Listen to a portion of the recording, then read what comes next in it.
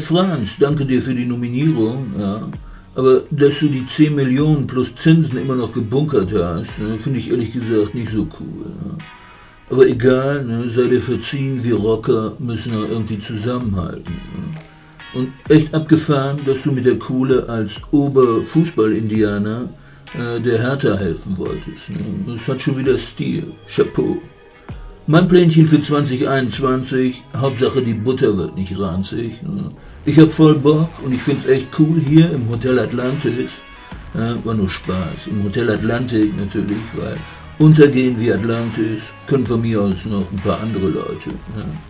Ich überlege auch schon eine Weile, ob ich hier nicht eine Cannabis-Plantage aufziehen soll, weil in unserer Belle Etage kommt gerade eh keiner rein wegen Carina oder Corona, dem heißen Feger. Und ihr wisst ja, Leute, die gezielte Einnahme von Drogen bekannter und unbekannter Herkunft ist absolut wichtig. Vergesst nicht, Freunde der Sonne, Realität ist nur eine Illusion, die sich durch Mangel an Alkohol einstellt.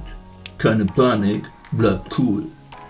Nominieren würde ich am liebsten das Mädchen aus Ostberlin oder den Honey. Aber der Honey ist ja nun auch schon hinterm Horizont, also im Jenseits, und spielt hoffentlich auf meiner Schalmei, die ich ihm damals hier in Wuppertal am Engelshaus geschenkt habe.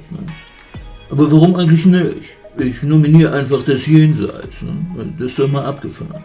Also, macht's gut, Leute. Bis dann, euer Udo. Ciao.